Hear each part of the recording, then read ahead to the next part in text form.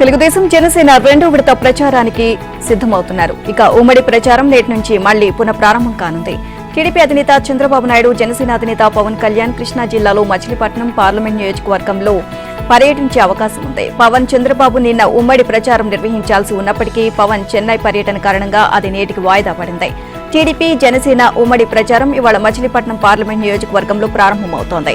ఇక ఉమ్మడి ప్రచారానికి వివిధ జిల్లాల్లో స్పందన వస్తుండటంతో ఇటువంటి ప్రచారాలను ఎక్కువగా నిర్వహించాలి అని రెండు పక్షాలు నిర్ణయించాయి. గత వారం తూర్పు, పశ్చిమ గోదావరి జిల్లాలోని 4 నియోజకవర్గాల్లో చంద్రబాబు, పవన్ కళ్యాణ్ ఉమ్మడి ప్రచారాన్ని నిర్వహించారు. ఈ సభలకు జనం పోటెత్తారు. విజయనగరం జిల్లా నెల్లిమర్ల, విజయనగరంలో నిన్న జనసేన అధినేత పవన్ కళ్యాణ్, టీడీపీ అధినేత చంద్రబాబు నాయుడు ఉమ్మడి ప్రచారం చేయాలి.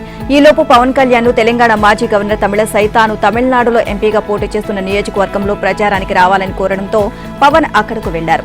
ఇవాళ శ్రీరామనవమి అయినప్పటికీ చంద్రబాబు, పవన్ పర్యటన యథావిధిగానే ఉంటుంది అని టీడీపీ, జనసేన వర్గాలు ప్రకటించాయి. మచిలీపట్నం అసెంబ్లీ నియోజకవర్గాల్లో జరిగే ఉమ్మడి సభల్లో చంద్రబాబు, పవన్ పాల్గొంటారు. ఇక మచిలీపట్నం పార్లమెంటు నియోజకవర్గంలోని పెడను, మచిలీపట్నం అసెంబ్లీ నియోజకవర్గాల్లో జరిగే ఉమ్మడి సభల్లో చంద్రబాబు, పవన్ పాల్గొంటారు. మచిలీపట్నం లోక్సభ నియోజకవర్గం నుంచి జనసేన అభ్యర్థిగా వల్లభనేని బాలశౌరి పోటీ చేస్తున్నారు. మచిలీపట్నం అసెంబ్లీ నుంచి మాజీ మంత్రి కొల్లు రవీంద్ర, పెడన్ నుంచి కాగిత కృష్ణప్రసాద్ పోటీ చేస్తున్నారు. వీరి తరపున ఇరుపక్షాల అధినేతలు ప్రచారం చేయడానికి సమాయత్తమవుతున్నారు. ఏపీ కాంగ్రెస్ అధ్యక్షురాలు వైఎస్ షర్మిల అనుచిత వ్యాఖ్యలు చేశారు. ఎన్నికల ప్రచారంలో వైసీపీ తీరును, సీఎం జగన్ తీరును ఎండగట్టారు. తిరుపతి జిల్లా పీలేరు బహిరంగ సభలో షర్మిల ప్రసంగించారు. పీలేరు ఎమ్మెల్యే ఒక రబ్బర్ స్టాంప్ అని ఆమె వ్యాఖ్యానించారు. పెద్దిరెడ్డి ఏం చెబితే అదే అక్కడ జరుగుతుంది అని తెలియజేశారు. అవినీతి అంతా ఆయనదేనని ఆరోపించారు. పీలేరు ఎమ్మెల్యే గంగిరెద్దుల తల ఊపడమే పనిగా పెట్టుకున్నారు అని షర్మిల వ్యాఖ్యానించారు. ఇలాంటి రబ్బర్ స్టాంపులకు మళ్లీ అధికారం అవసరమా అని ఆమె ప్రశ్నించారు. ఇక మద్యపాన నిషేధం అంటూ అధికారంలోకి వచ్చిన జగన్, అధికారంలోకి వచ్చిన తర్వాత ప్రభుత్వమే మద్యం ఆమె పరిస్థితిని తీసుకొచ్చారని మండిపడ్డారు. రాష్ట్రానికి కనీసం రాజధాని కూడా లేకుండా జగన్ చర్యలు చేపట్టారని షర్మిల మండిపడ్డారు. జగన్ సర్కార్పై షర్మిల నిప్పులు చెరిగారు. పెద్దిరెడ్డి భారీగా అవినీతికి పాల్పడ్డారు అని షర్మిల ఆరోపించారు. ప్రజలకు ఇచ్చిన హామీ ఒకటైనా నెరవేర్చారా అని వైసీపీ నేతలను ప్రశ్నించారు. రాష్ట్రానికి కనీసం రాజధాని కూడా లేకుండా చేశారు అని షర్మిల మండిపడ్డారు. జగన్ పాలనలో అన్ని వర్గాలు మోసపోయారు అని షర్మిల ఆవేదన వ్యక్తం చేశారు. జగన్ పాలనలో అప్పులేని రైతు లేడు అని, రాష్ట్రంలో అన్ని వస్తువుల ధరలను అమాంతంగా పెరిగిపోయాయి అని షర్మిల ఆవేదన వ్యక్తం చేశారు. జగన్ ఒక చేత్తో ఇచ్చి మరో చేత్తో గుంజుకుంటున్నాడు అని ఆవేదన చెందారు. మద్యపాన నిషేధం అని చెప్పి సర్కారే మద్యం విక్రయించడం విడ్డూరంగా ఉంది అన్నారు. రాష్ట్ర అభివృద్ధి కాంగ్రెస్తోనే సాధ్యమని షర్మిల పేర్కొన్నారు. సీతారాముల కళ్యాణానికి సర్వం సిద్దమైంది. శ్రీరామనవమి వేడుకలకు శ్రీరామ దివ్యక్షేత్రం ముస్తాబైంది. రామాలయ ప్రాంగణాన్ని ఆలయ అధికారులు ఇప్పటికే సర్వాంగ సుందరంగా తీర్చిదిద్దారు. శ్రీ సీతారాముల కళ్యాణం జరిగే మిథిలా కళ్యాణ మంటపానికి ప్రత్యేక అలంకరణలు చేశారు. శ్రీరామనవమి సందర్భంగా శ్రీ సీతారామచంద్రస్వామి ఆలయాన్ని విద్యుత్ దీపాలతో అలంకరించారు. కళ్యాణ వేడుక జరిగే మిథిలా స్టేడియంలో శిల్ప కళా శోభితమైన మండపాన్ని చక్కగా అలంకరించారు. కళ్యాణం సందర్భంగా స్వామివారికి రాష్ట్ర ప్రభుత్వం తరపున సీఎస్ శాంతకుమారి ముత్యాల తలంబరాలు, పట్టు వస్త్రాలను సమర్పించారు. ఉక్కపోతతో భక్తులు ఇబ్బంది పడకుండా స్టేడియంలో 50 టన్నుల ఏసీతో పాటు 100 కూలర్లు, 270 ఫ్యాన్లు ఏర్పాటు చేశారు. కాసేపట్లో తిరు కళ్యాణ మహోత్సవం ప్రారంభమవుతుంది. మధ్యాహ్నం అభిజిత్ లగ్నంలో కళ్యాణం నిర్వహిస్తారు. కళ్యాణ వేడుకలో భాగంగా ఎదుర్కోలు ఉత్సవాన్ని సంప్రదాయబద్దంగా నిర్వహించారు. ప్రభుత్వం తరపున స్వామివారికి శాంతకుమారి దంపతులు పట్టు వస్త్రాలు సమర్పించారు. దేవాదాయ శాఖ తరపున ముఖ్య కార్యదర్శి శైలజారయ్యర్ పట్టు వస్త్రాలు అందజేశారు. కళ్యాణ మహోత్సవం సందర్భంగా భక్తుల కోసం 2.50 లక్షల లడ్డూలను దేవస్థానం అధికారులు సిద్దం చేశారు. వీటిని 19 ప్రసాద విక్రయ కౌంటర్ల ద్వారా విక్రయించనున్నారు. మిథిలా స్టేడియంలోనే శ్రీరామ పట్టాభిషేకం నిర్వహించడానికి అనువైన ఏర్పాట్లు పూర్తి చేశారు. స్వామివారి కళ్యాణం, పట్టాభిషేకాన్ని తిలకించేందుకు భద్రాద్రి తరలి వచ్చే భక్తుల కోసం ఏర్పాట్లపై అధికారులతో సీఎస్ శాంతికుమారి భద్రాచలం ఐటీడీఏ కార్యాలయంలో సమీక్ష నిర్వహించారు. కళ్యాణం సందర్భంగా కొత్తగూడెం జిల్లా ఎస్పీ రోహిత్ రాజ్ పర్యవేక్షణలో 1800 మందికి పైగా పోలీసులతో బందోబస్తు ఏర్పాటు చేశారు. గల్ఫ్ ఏజెంట్లకు చట్టబద్దత ఉండేలా చర్యలు తీసుకుంటామని సీఎం రేవంత్ రెడ్డి హామీ ఇచ్చారు. వారి ద్వారా మాత్రమే కార్మికులు విదేశాలకు వెళ్లాలని సూచించారు. వారం రోజుల పాటు శిక్షణ కూడా ఇచ్చేలా వ్యవస్థ ఉండాలి అన్నారు. గల్ఫ్ కార్మిక సంఘాల నేతలతో హైదరాబాద్లోని తాజ్ డెక్కన్లో సీఎం రేవంత్ రెడ్డి సమావేశమయ్యారు. ఈ సందర్భంగా నేతలు వివిధ సమస్యలను ఆయన దృష్టికి తీసుకొచ్చారు. దీనికి సంబంధించి సీఎం మాట్లాడుతూ రాష్ట్రంలో 15 లక్షల కుటుంబాలు గల్ఫ్ ఉపాధిపై ఆధారపడి ఉన్నాయని వివరించారు. ఇక వారిని ఆదుకునేందుకు ప్రత్యేక కార్యాచరణ చేపట్టినట్లు తెలియజేశారు. Telangana Gulf overseas workers welfare board పెట్టాలని నిర్ణయించుకున్నామని అన్నారు. ఇక గల్ఫ్ కార్మికుల సహాయార్థం ప్రజాభవన్లో ప్రత్యేక కార్యాలయం ఏర్పాటు చేస్తామని సీఎం రేవంత్ హామీ ఇచ్చారు. సీనియర్ ఐఏఎస్ నేతృత్వంలో ప్రత్యేక వ్యవస్థను తీసుకొస్తున్నామని అన్నారు. ఉపాధి కోసం వెళ్లిన వారి వేతనాలు బాగోగులు చూసుకోవాలి అని సూచించారు. కొన్ని దేశాలు రాష్ట్రాలు అవలంబిస్తున్న విధానాలపై అధ్యయనం చేస్తున్నామని అన్నారు. ఓవర్సీస్ కార్మికుల కోసం ఫిలిప్పీన్స్, కేరళలో మంచి విధానం అమల్లో ఉంది అని రేవంత్ తెలియజేశారు. అన్ని అధ్యయనం చేసిన తర్వాత తెలంగాణ ప్రభుత్వం కూడా సమగ్ర విధానం రూపొందిస్తోంది అని చెప్పారు. గల్ఫ్ కార్మికులు చనిపోతే వారి కుటుంబాలకు 5 లక్షల ఆర్థిక సాయం చేయాలని ఇప్పటికే నిర్ణయించామని రేవంత్ తెలియజేశారు. ఏపీ వ్యాప్తంగా సంచలనం సృష్టించిన దళిత యువకుల శిరోముండనం కేసు చిక్కుముడి వీడింది. పలుమార్లు వాయిదాల అనంతరం శిరోముండనం నిందితులను శిక్ష పడింది. ఇక ఏపీలో సంచలనం రేపిన 1996 శిరోముండనం కేసులో విశాఖపట్నం కోర్టు తీర్పు వెలువరించింది. ఈ కేసులో నిందితుడిగా ఉన్న వైసీపీ ఎమ్మెల్సీ మండపేట ఎమ్మెల్యే అభ్యర్థి తోట త్రిమూర్తులతో సహా 6 నిందితులకు న్యాయస్థానం 18 నెలల జైలు శిక్షతో పాటు 2.5 లక్షల జరిమానా విధించింది. ఈ మేరకు న్యాయమూర్తి తీర్పు వెల్లడించారు. 1996 డిసెంబర్ 29న ప్రస్తుత కోనసీమ జిల్లా రామచంద్రాపురం మండలం వెంకటాయపాలెంలో శిరోముండనం జరిగింది. 5 దళితులను హింసించి 2 శిరోముండనం చేశారు. 28 ఏళ్ల పాటు ఈ కేసు విచారణ కొనసాగగా పలుమార్లు వాయిదా పడింది. తోట త్రిమూర్తులు మరో 5 దోషులుగా తేల్చిన కోర్టు వారికి జైలు శిక్ష, జరిమానా విధించింది. న్యాయస్థానం తీర్పుపై దళిత ప్రజా సంఘాలు హర్షం వ్యక్తం చేశాయి. ఈ తీర్పుతో కోర్టుల పట్ల నమ్మకం పెరిగింది అని తెలియజేశాయి. వైఎస్ వివేకానంద కుమార్తె సునీత సంచలన వ్యాఖ్యలు చేశారు. వివేక హత్య కేసులో దస్తగిరి అప్రూవర్ అయినంత మాత్రాన తప్పించుకునే అవకాశం లేదు అన్నారు. కేసు దర్యాప్తు ఆలస్యం అవుతుంది అంటున్న ఎంపీ అవినాష్ రెడ్డి పోలీసులతో గానీ సీబీఐతో గానీ ఈ విషయంపై ఎప్పుడైనా మాట్లాడారా అని ప్రశ్నించారు. కడపలో ఏర్పాటు చేసిన మీడియా సమావేశంలో ఆమె మాట్లాడారు. ప్రతి విషయాన్ని రాజకీయం చేస్తే ఎలా, దారుణ హత్య విషయంలోనూ రాజకీయాలే చేస్తారా అని మండిపడ్డారు. రాజకీయాలే కాకుండా ప్రతి ఒక్కరికి జీవితం కూడా ఉంటుంది అని గుర్తించాలి అని హితవు పలికారు. తన కుటుంబాన్ని ఇబ్బంది పెడుతున్నాము అన్న అవినాష్ వివేక కుటుంబం గురించి ఏమైనా ఆలోచించారా అని సునీత ప్రశ్నించారు. వివేక హత్య కేసు దర్యాప్తు గురించి పోలీసులతో, సీబీఐతో ఎప్పుడైనా మాట్లాడారా అని నిలదీశారు. అవినాష్ పై సర్వే ఆఫ్ ఇండియా, ఎఫ్ఎస్ఎల్ కు కూడా కోపం ఉంటుందా అని ప్రశ్నించారు. మీ ఫోన్ దర్యాప్తు అధికారికి ఇవ్వండి, కడిగిన ముత్యంలా బయటకు వస్తారు అని అవినాష్ కు సునీత సలహా ఇచ్చారు. సాక్షులు చనిపోతున్నారు అనే కేసును తెలంగాణకు మార్చారు అని ఆమె చెప్పారు. గూగుల్ టేకౌట్ ప్రకారం అవినాష్ రెడ్డి ఇంట్లో గజ్జల ఉదయ్ కుమార్ రెడ్డి ఉన్నారని సునీత చెప్పారు. వివేక హత్య ఘటనపై జగన్ కు ఏమని సమాచారం ఇచ్చారు అని సునీత ప్రశ్నించారు. గుండెపోటు అని చెప్పారా, హత్య అని చెప్పారా అని ఆమె నిలదీశారు. హత్య అని తేలిస్తే జగన్ వెంటనే డీజీపీకి ఎందుకు ఫోన్ చేయలేదు అని సునీత ప్రశ్నించారు. అర్థం లేని స్టేట్మెంట్లు రాయడంతోనే కేసును స్థానిక పోలీసుల నుంచి సీబీఐకి బదిలీ చేశారు అని సునీత చెప్పారు. అవినాష్ ఎంపీగా, జగన్ సీఎంగా ఉన్నా తమకు న్యాయం చేశారా అని సునీత ప్రశ్నించారు. వివేక చేసిన మంచి పనుల గురించి ఈ 5 ఏళ్లలో ఒక్క మాటైనా చెప్పారా అని సునీత నిలదీశారు. పార్టీ కోసం ఎంతో కష్టపడిన షర్మిలకు 2014లో సీటు ఎందుకు ఇవ్వలేదు అని సునీత జగన్ ను ప్రశ్నించారు. ప్రధానమంత్రి నరేంద్ర మోదీ కీలక వ్యాఖ్యలు చేశారు. టీఎంసీని అవినీతి పార్టీగా పేర్కొన్నారు. పశ్చిమ బెంగాల్లో మమతా బెనర్జీ నేతృత్వంలోని టీఎంసీపై మోదీ ధ్వజమెత్తారు. పశ్చిమ బెంగాల్ను అధికార టీఎంసీ చొరబాటుదారులు, గూండాలకు లీజుకు ఇచ్చింది అని మోదీ ఆరోపించారు. సందేశ్ ఖాళీలో మహిళలకు జరిగిన అకృత్యాలను చూసి దేశం మొత్తం నివ్వెరపోయింది అన్నారు. ఇక లోక్సభ ఎన్నికల నేపథ్యంలో బెంగాల్లోని బాలూర్ ఘాట్లో నిర్వహించిన ప్రచార సభలో మోదీ ప్రసంగించారు. దేశంలోకి అక్రమంగా ప్రవేశించే వారికి టీఎంసీ మద్దతు ఇస్తుందని మోదీ వ్యాఖ్యానించారు. కానీ శరణార్థులకు పౌరసత్వం ఇచ్చే సీఏఏను మాత్రం వ్యతిరేకిస్తుంది అని ధ్వజమెత్తారు. స్థానికంగా అవినీతి, నేరాలు పెచ్చుమీరుతున్నాయని మండిపడ్డారు. వాస్తవాలు వెలికితీసేందుకు ప్రయత్నిస్తున్న కేంద్ర సంస్థలపైన దాడులు జరగడం అమానుష్యమని అన్నారు. టీఎంసీ ఈ రాష్ట్రాన్ని చొరబాటుదారులకు, గూండాలకు అప్పగించినట్లు కనిపిస్తోంది అని ప్రధాని మోదీ ఆరోపించారు. సివిల్స్ 2023 తుది ఫలితాలు విడుదలయ్యాయి. అఖిల భారత సర్వీసులో నియామకాల కోసం యూపీఎస్సీ ర్యాంకులను విడుదల చేసింది. ఈ ఫలితాల్లో తెలుగు రాష్ట్రాలకు చెందిన విద్యార్థులు సత్తా చాటారు. మహబూబ్ నగర్ కు చెందిన అనన్య రెడ్డి జాతీయ స్థాయిలో 3వ ర్యాంకుతో మెరిశారు. ఇక ఆదిత్య శ్రీవాస్తవ తొలి ర్యాంకుతో సత్తా చాటగా అనిమేష్ ప్రధాన్ 2, దోనూరు అనన్యారెడ్డి 3, పీకే సిద్ధార్థ్ రామ్ కుమార్ 4, రుహానీ 5, సృష్టి దబాస్ 6వ ర్యాంకుతో మెరిశారు. గత ఏడాది విడుదలైన సివిల్స్ 2022 ఫలితాల్లో తెలుగు అమ్మాయి ఉమా మహారతి 3వ ర్యాంకుతో సత్తా చాటగా ఈసారి కూడా తెలంగాణకు చెందిన అనన్యారెడ్డి మరో 3వ ర్యాంకు సాధించి తెలుగు ఖ్యాతిని చాటి చెప్పారు. ఇక దోనూరు అనన్యారెడ్డి 3వ ర్యాంకుతో సత్తా చాటగా నందల సాయి కిరణ్ 27, మెరుగు కౌశిక్ 82, పెంకిసు ధీరజ్ రెడ్డి 173, జి అక్షయ్ దీపక్ 196, గణేష్న భానుశ్రీ లక్ష్మీ శ్రీ అన్నపూర్ణ 198, నిమ్మనపల్లి ప్రదీప్ రెడ్డి 382, బన్నా వెంకటేష్ 467 ర్యాంకు సాధించారు. కేంద్ర ప్రభుత్వంలోని వివిధ శాఖల్లో 1105 ఐఏఎస్, ఐపీఎస్, ఐఎఫ్ఎస్ వంటి పోస్టుల భర్తీకి నోటిఫికేషన్ ఇచ్చింది.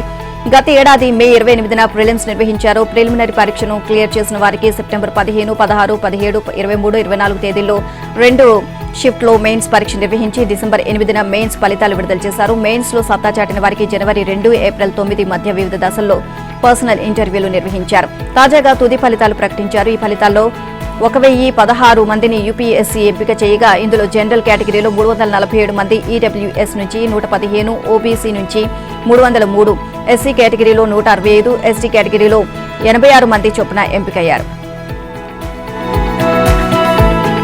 సంగారెడ్డి జిల్లా సుల్తాన్పూర్ సభలో బీఆర్ఎస్ అధినేత కేసీఆర్ సంచలన వ్యాఖ్యలు చేశారు. తెలంగాణలో కాంగ్రెస్ ఏడాదికి మించి ఉండలేదు అన్నారు. బీజేపీతో ఎవరు కలిశారో ప్రజలు తెలుసుకోవాలి అని హితవు పలికారు. తెలంగాణ ప్రజలకు ఇచ్చిన రుణమాఫీ ఎప్పుడు చేస్తారో చెప్పాలని డిమాండ్ చేశారు. తెలంగాణలో బీజేపీకి ఓటు వేసినా మంచిర్యాలు వేసినా ఒకటేనని కేసీఆర్ సెటైర్లు వేశారు. తన రాజకీయ ఎదుగుదలలో మెతుకు సీమది కీలక పాత్ర అని కేసీఆర్ అన్నారు. లోక్సభ ఎన్నికల ప్రచారంలో భాగంగా సంగారెడ్డిలోని సింగూర్ చౌరస్తాలో ఏర్పాటు చేసిన బీఆర్ఎస్ ప్రజా ఆశీర్వాద సభలో ఆయన ప్రసంగించారు. తెలంగాణ ఆకాంక్షలు నెరవేరాలి అంటే పార్లమెంట్లో బీఆర్ఎస్ సభ్యులు ఉండాలి అన్నారు. మెదక్ జిల్లా ప్రజలు ఇచ్చిన ధైర్యంతోనే తెలంగాణ సాధించాను అన్నారు. అంబేద్కర్ ను గుండెల్లో పెట్టుకోవాలి అన్న ఉద్దేశంతో సచివాలయం ఎదురుగా 125 అడుగుల విగ్రహం పెట్టుకున్నాము అని కేసీఆర్ చెప్పారు. అంబేద్కర్ జయంతి రోజున విగ్రహం దగ్గరకు ఈ ప్రభుత్వం వెళ్లనే లేదు అని మండిపడ్డారు. కనీసం పూలు పెట్టలేదు అన్నారు. విగ్రహానికి నివాళులు అర్పించలేదు అని ఆగ్రహాన్ని వ్యక్తం చేశారు. తాను నిర్మించారు అన్న ఉద్దేశంతోనే అంబేద్కర్ విగ్రహం వద్దకు వెళ్లలేదు అని వ్యాఖ్యానించారు. సచివాలయం తాను నిర్మించానని అందులో కూర్చుంటున్నారు కదా అని కేసీఆర్ ప్రశ్నించారు. ఇక యాదాద్రి ఆలయాన్ని తానే నిర్మించానని దాన్ని మూసేస్తారా అని కేసీఆర్ ప్రశ్నించారు. అంబేద్కర్ ను అవమానించిన వారికి ఎన్నికల్లో బుద్ధి చెప్పాలని కేసీఆర్ పిలుపునిచ్చారు. డిసెంబర్ 9న రుణమాఫీ చేస్తాము అన్న కాంగ్రెస్ నేతలు ఇంతవరకు చేయలేదు అన్నారు. మళ్లీ ఆగస్టు 15 లోపు అనడం విడ్డూరంగా ఉంది అన్నారు. వెంటనే 2 లక్షల రుణమాఫీ చేయాలని కేసీఆర్ డిమాండ్ చేశారు. దీనికోసం కాంగ్రెస్ ప్రభుత్వంపై యుద్ధం చేద్దామని పిలుపునిచ్చారు. రుణమాఫీ, వరికి బోనస్ కోసం పోస్టు కార్డు ఉద్యమం చేయాలని కేసీఆర్ సూచించారు. హామీలు అమలు చేయాలని అడిగితే దూషణ పర్వానికి సిద్దమవుతున్నారు అని కేసీఆర్ వ్యాఖ్యానించారు. తాను 10 ఏళ్లు సీఎంగా ఉన్నా ఏనాడు ఇలా మాట్లాడలేదు అన్నారు. ఎవరిని వేధించలేదు అని కేసీఆర్ చెప్పుకొచ్చారు. ఏపీ హైకోర్టులో జనసేనకు భారీ ఊరట లభించింది. ఆ పార్టీకి గ్లాస్ గుర్తు కేటాయిస్తున్నట్లు స్పష్టం చేసింది. జనసేనకు కేంద్ర ఎన్నికల సంఘం గాజు గ్లాసు గుర్తు కేటాయించడాన్ని సవాల్ చేస్తూ రాష్ట్రీయ ప్రజా కాంగ్రెస్ ఫౌండర్ ప్రెసిడెంట్ వ్యాజ్యం దాఖలు చేశారు. దీనిపై విచారణ చేపట్టిన ఉన్నత న్యాయస్థానం ఇరుపక్షాల వాదనలు విని ఇటీవల తీర్పును రిజర్వ్ చేసింది. తాజాగా గ్లాసు గుర్తును జనసేనకే కేటాయిస్తున్నట్లు ఆదేశాలు జారీ చేసింది. గుర్తు కేటాయింపును సవాల్ చేస్తూ దాఖలైన పిటిషన్ను కొట్టివేసింది. ఇక జనసేనకు కేంద్ర ఎన్నికల కమిషన్ గాజు గ్లాస్ గుర్తు కేటాయించడాన్ని సవాల్ చేస్తూ రాష్ట్రీయ ప్రజా కాంగ్రెస్ హైకోర్టులో పిటిషన్ వేసింది. తాము నిబంధనల ప్రకారం దరఖాస్తు ఇచ్చామని తెలియజేసింది. అందువల్ల తమకు గాజు గ్లాసు గుర్తు కేటాయించాలని కోరినట్లు ఆ పార్టీ వివరించింది. జనసేన అంతకు ముందే దరఖాస్తు చేసినప్పటికీ నిబంధనల ప్రకారం జరగలేదు అని వాదించింది. పని వేళలకు ముందు దరఖాస్తు చేశారని, అందువల్లే వారి అభ్యర్థన చెల్లదు అని వాదించారు. సుదీర్ఘ వాదనలు అనంతరం గత వారం హైకోర్టు తీర్పును రిజర్వ్ చేసింది. తమకు గత ఎన్నికల్లో కూడా గాజు గ్లాస్ గుర్తు ఇచ్చారని, తాము నిబంధనల ప్రకారమే గాజు గ్లాస్ గుర్తుకు దరఖాస్తు చేసుకున్నామని జనసేన తెలియజేసింది. పిటిషనర్ కంటే చాలా ముందుగానే దరఖాస్తు చేశామని జనసేన తరపున న్యాయవాది వివరించారు. మరోవైపు ఎన్నికల కమిషన్ తరపున న్యాయవాది వాదనలు వినిపించారు. తాము నిబంధనల ప్రకారమే జనసేనకు గాజు గ్లాస్ గుర్తు కేటాయించామని వివరించారు. గ్లాస్ గుర్తు బదులు మరో గుర్తు కేటాయించాల్సిన అవసరం లేదు అని ఎన్నికల కమిషన్ స్పష్టం చేశారు. ఇక ఈ ఎన్నికల్లో గాజు గ్లాస్ గుర్తు కేటాయించిన విషయాన్ని ఈ సందర్భంగా గుర్తు చేసింది. ఇరుపక్షాల వాదనలు ముగియడంతో గత వారం తీర్పును రిజర్వ్ చేసిన హైకోర్టు తాజాగా తీర్పును వెలువరించింది. జనసేనకు కేటాయించిన గుర్తును సవాల్ చేస్తూ రాష్ట్రీయ ప్రజా కాంగ్రెస్ వేసిన పిటిషన్ను కొట్టివేసింది. దీంతో జనసేనకు గాజు గ్లాస్ గుర్తు ఖరారైంది. హైదరాబాద్ లో క్రికెట్ బెట్టింగ్ రాయళ్లు రెచ్చిపోతున్నారు. ప్రతి బాల్ మొదలుకొని ఓవర్, వికెట్, 6లు, 4లు ఇలా ప్రతి ఒక్క బాల్ కు ఒక రేటు కట్టి బెట్టింగ్ నిర్వహిస్తున్నారు. తెలుగు రాష్ట్రాల్లో ఇప్పటి వరకు 100 కోట్ల బెట్టింగ్ జరిగినట్లు పోలీసులు భావిస్తున్నారు. తాజాగా సైబరాబాద్ ఎస్ఓటీ పోలీసులు 5 గ్యాంగులను అదుపులోకి తీసుకున్నారు. వారి నుంచి సుమారు 2.5 కోట్ల రూపాయలను స్వాధీనం చేసుకున్నారు. ఐపీఎల్ క్రికెట్ మ్యాచ్ మొదలు అయిందంటే చాలు క్రికెట్ బుక్కీలు రెచ్చిపోతున్నారు. రెస్టారెంట్లు, హోటళ్లు, బార్ అండ్ రెస్టారెంట్లు, ఫ్యామిలీ క్లబ్లు అన్ని తమవే అన్నట్లు వారు వ్యవహరిస్తున్నారు. స్పెషల్ స్క్రీన్లు ఏర్పాటు చేసి అన్ని వసతులు కల్పిస్తున్నారు. ఇలాంటి సెంటర్లను టార్గెట్ గా చేసుకున్న బెట్టింగ్ డ్రాయర్లు పెద్ద మొత్తంలో డబ్బులు వసూలు చేస్తున్నారు. చివరికి వేలాది మంది అమాయకుల నుంచి కోట్లాది రూపాయలు వసూలు చేస్తున్నారు. అక్రమార్కుల అక్రమ దందాతో అనేక మంది ప్రాణాలు పోగొట్టుకుంటున్నారు. ఇలాంటి దందాలు నిర్వహిస్తున్న వారిని పట్టుకునేందుకు పోలీసులు ప్రత్యేక బృందాలుగా ఏర్పడి దాడులు చేస్తున్నారు. బెట్టింగ్ డ్రాయర్ల వద్ద నగదు, బ్యాంకు ఖాతాలో ఉన్న నగదుతో పాటు బెట్టింగ్ కు ఉపయోగిస్తున్న ఎలక్ట్రిక్ పరికరాలను స్వాధీనం చేసుకుంటున్నారు. ఇక బెట్టింగ్ ముఠాలకు అంతర్జాతీయ మ్యాచ్ ఫిక్సింగ్ ముఠాలతో లింకులు ఉన్నట్లు పోలీసులు గుర్తించారు. ఇంటర్నెట్ ప్రోటోకాల్ ద్వారా కాల్స్ మాట్లాడుతూ బెట్టింగ్ నిర్వహిస్తున్నట్లు పోలీసులు దర్యాప్తులో వెల్లడైంది. ఈ ఐపీఎల్లో 100 కోట్ల పైగానే బెట్టింగ్ జరుగుతున్నట్లు నెల్లూరు జిల్లా గుళ్లపాలెంలో దారుణం జరిగింది. పోలీసుల వేధింపులు తాళలేక సురేష్ అనే వ్యక్తి ఆత్మహత్య చేసుకున్నాడు. స్థానిక ఎస్ఐ లక్ష్మణ్ ను ఉద్దేశిస్తూ సూసైడ్ నోట్ రాసి బలవన్ మరణానికి పాల్పడ్డారు. సురేష్ మృతితో గ్రామంలో విషాద ఛాయలు అలుముకున్నాయి. పోలీసుల తీరుపై గ్రామస్తులు ఆగ్రహాన్ని వ్యక్తం చేస్తున్నారు. ఇక కందుకూరు వ్యవసాయ మార్కెట్ కమిటీలో తెట్టు జాతీయ రహదారిపై సెక్యూరిటీ గార్డ్ గా ఓకూరి సురేష్ పనిచేశారు. ఎస్ఐ లక్ష్మణ్ కొన్ని రోజుల కిందట బియ్యం లారీల గురించి ఆరా తీశారు. సరైన సమాధానం లభించకపోవడంతో సురేష్ పై దాడి చేశాడు. స్టేషన్లో నిర్బంధించి చిత్రహింసలకు గురి చేశాడు. తనకు తెలియదు అని చెప్పినా వినకుండా వేధించినట్లు సురేష్ తన సూసైడ్ నోట్లో పేర్కొన్నాడు. తనకు భార్య, పిల్లలు, తల్లిదండ్రులు ఉన్నారని, సగటు మనిషిని గౌరవించడం తెలుసుకోవాలి అంటూ ఎస్ఐ లక్ష్మణ్ ను ఉద్దేశించి సురేష్ సూసైడ్ లెటర్ రాశాడు. కాంగ్రెస్ బీఆర్ఎస్ పై నిజామాబాద్ ఎంపీ ధర్మపురి అరవింద్ నిప్పులు చెరిగారు. తెలంగాణను అమ్ముకోవడం తప్ప పేదలకు ఇళ్లు కట్టించే ఉద్దేశం ఆ పార్టీలకు లేదు అన్నారు. కాంగ్రెస్ ప్రభుత్వం ఇప్పటిదాకా కొత్త రేషన్ కార్డులు, పెన్షన్లు ఇవ్వలేదని మండిపడ్డారు. రేవంత్ ను ముఖ్యమంత్రిని చేసినందుకు అధిష్టానానికి డబ్బులిచ్చే పనిలో బిజీగా ఉన్నారు అని అరవింద్ ఆరోపించారు. ఇక ఎంఐఎం ఎమ్మెల్యే అసదుద్దీన్ ఓవైసీపై రాజాసింగ్ సంచలన వ్యాఖ్యలు చేశారు. రాష్ట్రంలో ఏ పార్టీ అధికారంలో ఉంటే ఆ పార్టీ కాళ్లు పట్టుకునే చరిత్ర ఎంఐఎంది అంటూ ఎద్దేవి చేశారు. తెలంగాణలో బీజేపీ ప్రభుత్వం వస్తుందని, అప్పుడు తమ కాళ్లు పట్టుకునే అవకాశం ఉంది అన్నారు. బీజేపీ కాళ్లు పట్టుకున్నప్పుడు ఓవైసీ వాళ్లను పైకి పంపాలా, ఎక్కడకు పంపాలి అనే దానిపై ఆలోచిస్తాము అన్నారు. ఓవైసీ సోదరులు ముస్లింలను రెచ్చగొట్టేలా వ్యాఖ్యలు చేస్తున్నారని మండిపడ్డారు. దమ్ముంటే అభివృద్ధిపై ప్రచారం నిర్వహించాలని రాజాసింగ్ సవాల్ విసిరారు. వైసీపీ సర్కార్ తీరుపై ఎన్డీఏ కూటమి నేతలు మండిపడ్డారు. అధికార యంత్రాంగాన్ని ఏపీలోని వైసీపీ ప్రభుత్వం దుర్వినియోగం చేస్తుంది అని వారు ఆరోపించారు. ఇక ప్రతిపక్ష నేతలను వైసీపీ ప్రభుత్వం వేధిస్తుంది అని ఆక్షేపించారు. టీడీపీ నేత కనకమేడల రవీంద్ర కుమార్, జనసేన నేత నాదెండ్ల మనోహర్, బీజేపీ నేత జీవీఎల్ నరసింహారావు తదితరులు ఢిల్లీలో కేంద్ర ఎన్నికల సంఘాన్ని కలిసి ఫిర్యాదు చేశారు.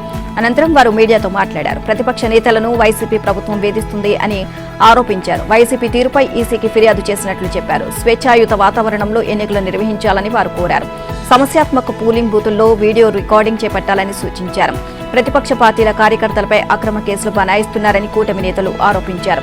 కొందరు అధికారులు వైసీపీకి అనుకూలంగా పనిచేస్తున్నారని ఫిర్యాదు చేశారు. ఇక ముఖ్యంగా సీఎస్, డీజీపీ, ఇంటెలిజెన్స్, ఐజీ తదితరులను బదిలీ చేయాలని వారు ఈసీని కోరారు. వివేక్ యాదవ్, ధర్మారెడ్డి, రఘురాం రెడ్డి కూడా ఫిర్యాదు చేసినట్లు కూటమి ప్రతినిధులు తెలియజేశారు. బీజేపీ రాజ్యసభ సభ్యుడు డాక్టర్ లక్ష్మణ్ ఆసక్తికరమైన వ్యాఖ్యలు చేశారు. తెలంగాణలో కాంగ్రెస్ పై ప్రజలు ఆగ్రహంతో ఉన్నారని తెలియజేశారు. బీఆర్ఎస్ మాదిరిగానే కాంగ్రెస్ కూడా మాటల గారడీ మంత్రాన్ని జపిస్తుంది అని మండిపడ్డారు. నాంపల్లిలోని బీజేపీ కార్యాలయంలో నిర్వహించిన మీడియా సమావేశంలో ఆయన మాట్లాడారు. కాంగ్రెస్ పై ప్రజలు ఆగ్రహంతో ఉన్నారని ఎంపీ లక్ష్మణ్ చెప్పారు. రైతులకు వరి పంట బోనస్ ఇవ్వలేదు అని మండిపడ్డారు. వచ్చే సీజన్ కు బోనస్ ఇస్తామనడం అన్యాయమని అన్నారు. ఇదేమైనా వాయిదాల ప్రభుత్వమా అని ఎద్దేవి చేశారు. తెలంగాణలో ఇప్పటికే 60 మంది రైతులు ఆత్మహత్య చేసుకున్నట్లు రైతు స్వరాజ్య వేదిక, కాంగ్రెస్ కిసాన్ సెల్ వెల్లడించారు అన్నారు. ఇక అయితే మంత్రి ఉత్తమ్ రెడ్డి ఆత్మహత్యలే లేవని చెప్పడం హాస్యాస్పదంగా ఉంది అన్నారు. ప్రభుత్వ సలహాదారులకు కూడా ఎన్నికల కోడ్ వర్తిస్తుంది అని కేంద్ర ఎన్నికల సంఘం తేల్చి చెప్పింది. రాష్ట్రంలో కార్యనిర్వాహక ఉత్తర్వులతో నియమితులై కేబినెట్ మంత్రి హోదాలో ఉంటూ ప్రభుత్వ జీతభత్యాలు పొందుతున్న దాదాపు 40 మంది ప్రభుత్వ సలహాదారులకు ఎన్నికల ప్రవర్తన నియమావళి వర్తిస్తుంది అని తెలియజేసింది. ఇక ప్రభుత్వ సలహాదారు సజ్జల రామకృష్ణారెడ్డితో సహా పలువురు అడ్వైజర్లు ప్రభుత్వ వేతనాలు తీసుకుంటూ పాలక పార్టీకి అనుకూలంగా పనిచేస్తున్నారని విపక్షాలు ఫిర్యాదు చేశాయి. దీనికి స్పందించిన ఈసీ ఎన్నికల నిబంధనలు, ప్రవర్తనావళిని మరింత కఠినంగా అమలు చేయనున్నట్లు ప్రకటించింది. కోడ్ను ఉల్లంఘించిన వారిపై కొరడా జలిపిస్తాము అని తెలియజేసింది. సార్వత్రిక ఎన్నికల వేళ ఆంధ్రప్రదేశ్లో మరో ఉన్నతాధికారిపై ఈసీ బదిలీ వేటు వేసింది. AP beverages corporation MD D వాసుదేవరెడ్డిని బదిలీ చేయాలని కేంద్ర ఎన్నికల సంఘం ఆదేశాలు జారీ చేసింది. వాసుదేవరెడ్డిని తక్షణం విధుల నుంచి తొలగించాలని సూచించింది. ఆయనకు ఎన్నికల విధులు అప్పగించవద్దని ఉత్తర్వుల్లో పేర్కొంది. ప్రత్యామ్నాయంగా 3 ఐఏఎస్ల పేర్లతో జాబితా ఇవ్వాలని ప్రభుత్వ ప్రధాన కార్యదర్శిని ఆదేశించింది. ఇక వ్యవహరించేవారు అప్పట్లో మద్యం పాలసీ రూపొందించడం, వేలం నిర్వహించడం, ఆదాయం వ్యవహారాలను కార్పొరేషన్ చూసేది. కానీ మద్యం విషయంలో పక్కా ప్లాన్ రూపొందించిన వైసీపీ ప్రభుత్వం వ్యాపారాన్ని పూర్తిగా తన చేతుల్లోకి తీసుకుంది. అప్పుడు వాసుదేవరెడ్డిని ఎండీగా నియమించి మొత్తం వ్యాపారాన్ని ఆయన చేతుల్లో పెట్టింది.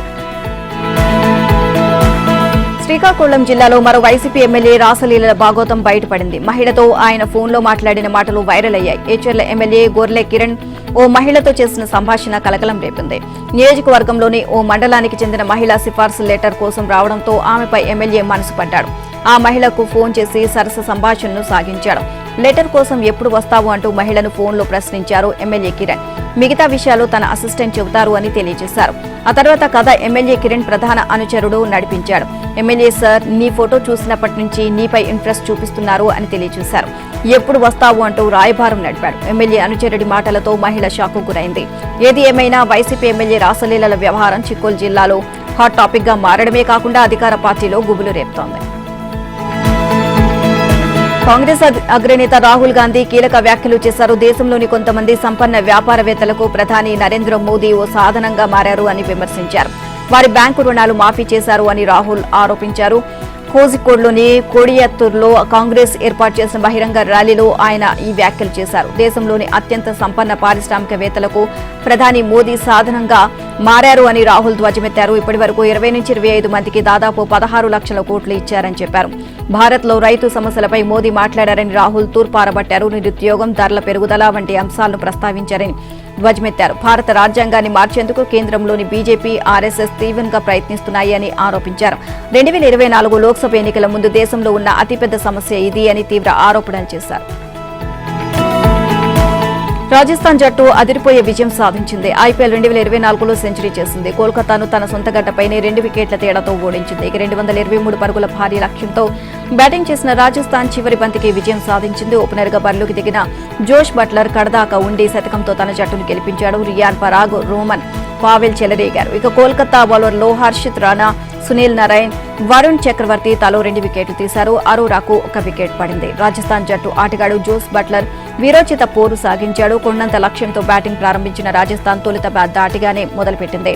అయితే దూకుడుగా ఆడుతున్న యశస్వి జైస్వాల్ 2వ ఓవర్ 5వ బంతికి అరోరాకు చిక్కాడు. 4.2 ఓవర్ల వద్ద శాంసన్, హర్షిత్ రాణా బౌలింగ్ లో నరైన్ కు క్యాచ్ ఇచ్చి వెనుదిరిగాడు. 5 ఓవర్లకు 2 వికెట్లు కోల్పోయి 53 పరుగులతో నిలిచిన రాజస్థాన్ పరాగ్ రాకతో ఒక్కసారిగా వేగం పుంజుకుంది. వైభవ్ వేసిన 6వ ఓవర్లో పరాగ్, బట్లర్ మొత్తం 23 పరుగులు పిండుకున్నారు.